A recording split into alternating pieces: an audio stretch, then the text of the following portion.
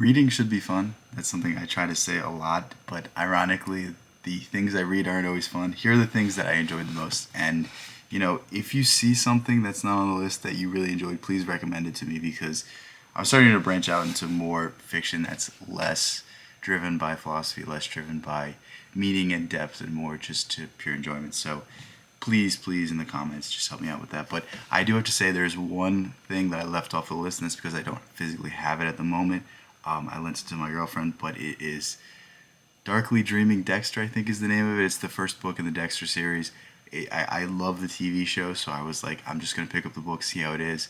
I like it because it's different from the series, and it's fun, and it's has the same goofiness and jokes, and the characters are all there, and it's a lot different from the show. So I really urge you to pick it up if you like the show. But first thing we're going to talk about is the first thing that I've actually read on this list is The Hound of the Baskervilles.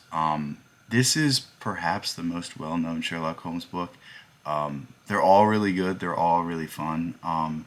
It just depends what you want. There's the short stories, and then there's the longer stories. This is 158 pages. I'm not sure if there's an introduction or not, but yeah, just overall very fun tale. Very, very interesting. Keeps you at the edge of your seat. You don't know what's going to happen, and then Sherlock Holmes always seems to find the nice bow to tie everything up together with and make sense of all of the clues that you completely missed, and it just makes you feel like an idiot while you're reading it. But it's fun to see the resolution. It's fun to see how things just come together perfectly. And yeah, something I loved when I was a child, something that I've returned to recently and still enjoyed. So yeah, with that said, we'll get into the next thing. The next thing I have for you is A Game of Thrones by George R. R. Martin. This is the first book in it's A Song of Ice and Fire series, more commonly known as the Game of Thrones TV show. Yeah, just overall great storytelling, great world building, a lot of fun characters, a lot of different shifting perspectives, and I really like how he shows different things happening in different people's points of view and how news travels differently, and just does a lot to make the world feel lived in and make it feel like it's more than just a story, that it's kind of has its own characters to it, it has its own mythos to it, and just yeah, overall very fun. It's not super deep. It's not something that's going to stump you. There's obviously mysteries and twists and turns, but not going to throw you for a loop. There's not really this deep overarching philosophical meaning like there might be in Lord of the Rings. But yeah, just overall, I can't complain about it. It's just a good time reading it. Next thing we have is Killing Floor, I think it's called. Yeah, Killing Floor by Lee Child, which is the first Jack Reacher book. I didn't know what to expect. I've never read a book like this. I've never read a book that was very simplistic, just a mystery, wraps it up in a bow. The guy doesn't have any sort of character growth. He just goes out and kind of does his own thing. But I really love the Amazon Prime series. Yeah, it's Amazon Prime series with that guy from Blue Mountain State. Yeah, that's where I know him from. And I love that series. I've watched it a few times back to back, and I'm like, all right, this is something. Maybe I pick up the book and see how it is. Definitely a fun book to read. Definitely straightforward.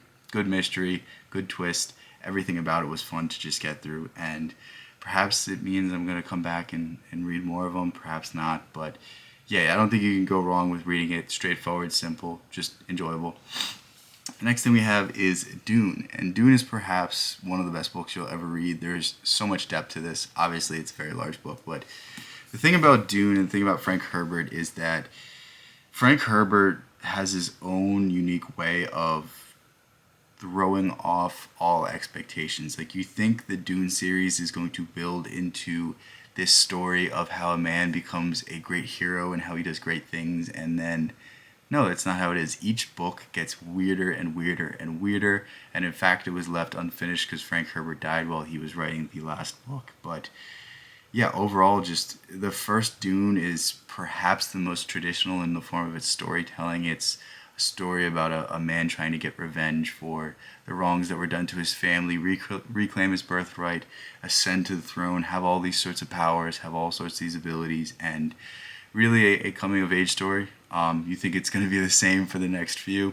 Not at all that case, not at all, always subverting expectations, and perhaps that's what makes Frank Herbert so interesting. But there's all these little nuggets in it, there's all these little elements to it, there's different factions that have their own say on things, that are trying to influence things for a certain way, and there's this deep lore to it, there's this deep myth to it, and the world of Arrakis, or Dune, whatever you want to call it, is very lived in, and it's very intricate, and you can see the birth and the active birth and the active dying of a myth, which is something that you also see in the Lord of the Rings, and it's I think the only thing that rivals it in that sense, that you feel like you're seeing something that's much deeper. You feel like you're seeing the birth of a religion, or the birth of a faith, or the stories that will be told for generations upon generations in these worlds. And it's super fascinating to read.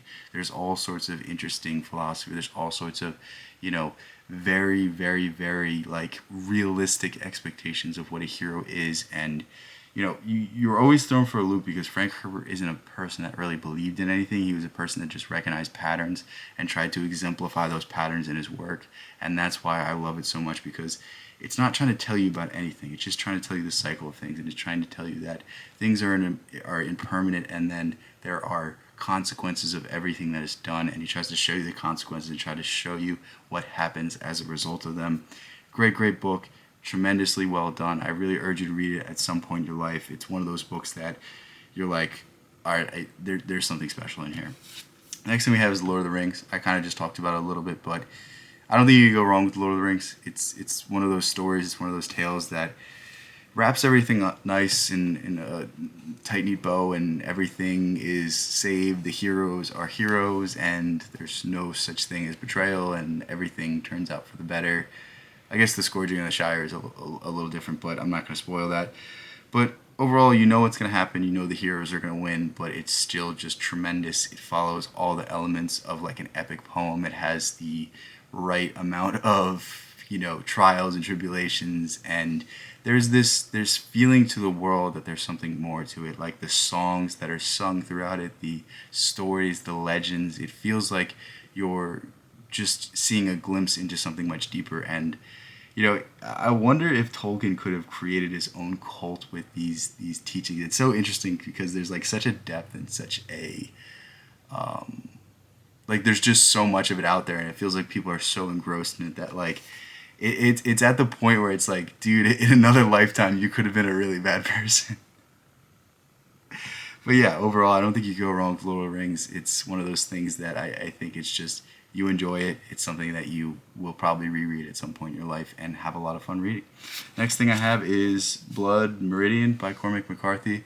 It's kind of weird to say that I had fun reading this, but I wouldn't say it's necessarily fun, because it's a very brutal book, and it's a very like horrific book at times, but like it had me on the edge of my seat, and every single page that I read, I'm like, I can't stop reading, because something's about to happen, and I hope things get better, and they never get better, and it just continues to get worse, and you're almost left with a sour taste in your mouth. But half of the book is realistically Cormac McCarthy describing the beauty of the West and the beauty of nature and the most exquisite scenes you've ever even imagined, and then the other half is the most brutal, savage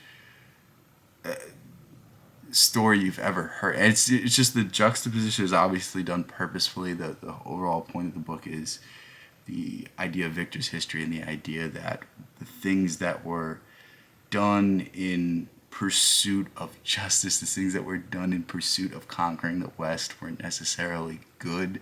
And is there such thing as good guys, or is it just what we're trying to tell ourselves to fall asleep at night? And it's just it's one of those books that you read and you're like, yeah, there's something special in here. And it's one of those books that I don't even know if I want to return to. I don't even know if I want to pick it back up, because it's just that brutal and it's just that haunting at moments. But there's a soul to it, there's a heart to it, and there's something that will keep you turning the pages and will keep you forever thinking about it. So with that said, here are the books that I had the most fun reading. Please, please, please leave some books in the description that I'm going to have fun reading. And I'm not saying like I'm going to be mentally stimulated by them. I'm just saying like books that are just pure fun enjoyment, because I think that's the next thing. I'm going to start branching out to more popular stories, more well-received stories, less obscure things, and try to start to explore that. I don't know if that's what I'm going to stick to, but that's what I'm feeling right now. So with that said, I love you guys so much. Thank you guys so much. Peace out. I'll catch you in the next one.